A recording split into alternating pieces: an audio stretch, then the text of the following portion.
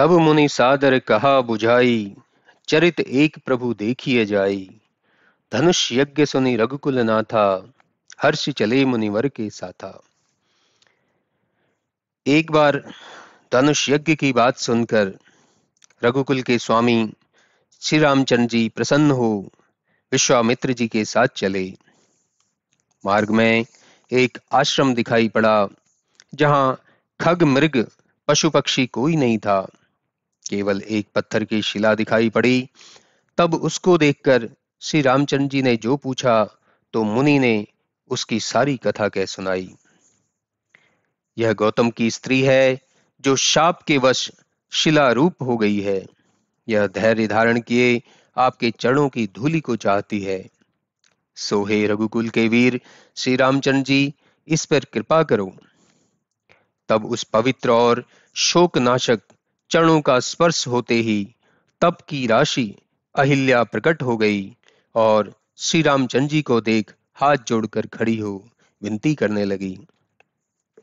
उसका शरीर पुलायमान हो गया, मुख से कोई शब्द निकलना कठिन हो गया।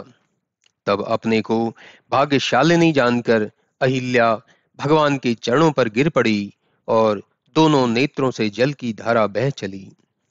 किंतु मन में धैर्य धारण कर उसने प्रभु को पहचान लिया और उसे श्री रामचंद्र जी की कृपा से भक्ति प्राप्त हो गई। फिर वह अत्यंत निर्मल वाणी में यह स्तुति करने लगी कि हे रामचंद्र जी, आप ज्ञान से जाने जाते हैं, आपकी जय हो। मैं स्त्री हूं, अपवित्र हूं, किंतु आप प्रभु तो संसार को पवित्र करने वाले, भक्तों के सुखदाता और रावण आदि राक्षसों के शत्रु हैं। हे राजीव लोचन, आप संसार के भवजाल रूपी दुखों का नाश करने वाले हैं। हे प्रभु, मैं आपकी शरण आई हूं, त्राहि माम त्राहि माम।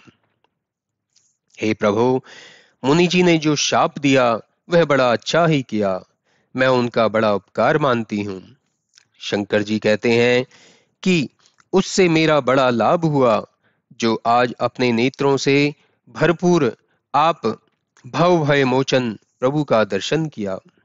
सो हे प्रभु, मेरी एक विनती है कि मैं बहुत भुलक्कड़ स्वभाव की हूं, अतः हे नाथ, दूसरा कोई वर न मांगकर केवल यही वर मांगती हूं कि प्रभु के चरण कमलों में मैं पराग रस में मेरा मन भोरे के समान लगा रहे।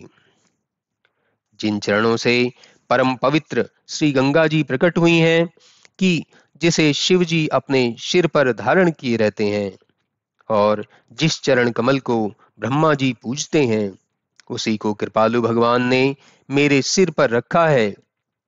इस भांति बारंबार भगवान के चरणों पर सिर रखकर गौतम ऋषि की पत्नी अहिल्या ने जो उसके मन को अत्यंत अच्छा लगा वही वर पाया और आनंद से पूर्ण होकर वह अपने पति के लोक में चली गई।